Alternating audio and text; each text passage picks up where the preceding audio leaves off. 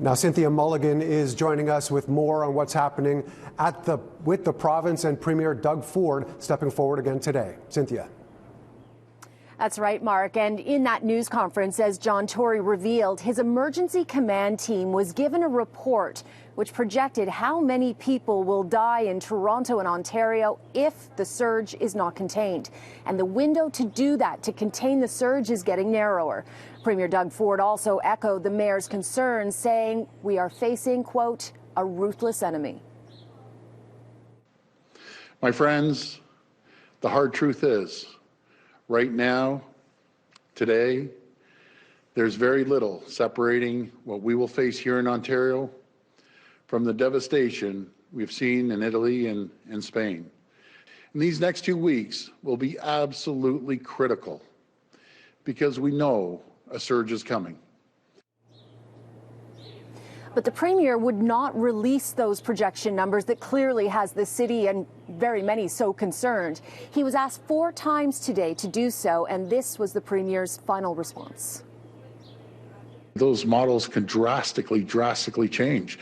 If we underestimate on one side and we overestimate on the other and create a panic if we overestimate. But the facts is very clear. We're going through turbulent waters. We've been saying it over and over again. Make sure that you don't congregate. The province's chief medical officer of health later said he hopes to have more concise modelling next week before releasing any numbers. In the meantime, Toronto's top doctor is calling on the province to shut down more essential business.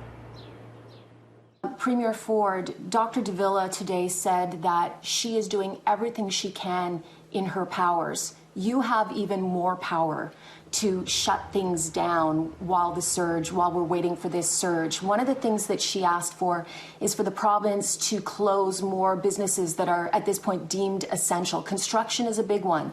Why aren't you shutting down construction and more businesses to try and flatten this curve? Well, that's being reviewed absolutely every day. I've said, Cynthia, we're going to be adjusting that list. You'll hear that in the next day or so. And let's talk about the construction out there. We had 300 inspections over the last few days. We've shut down 3 sites. We've sent out 160 orders to comply, and I won't hesitate to shut down any single site.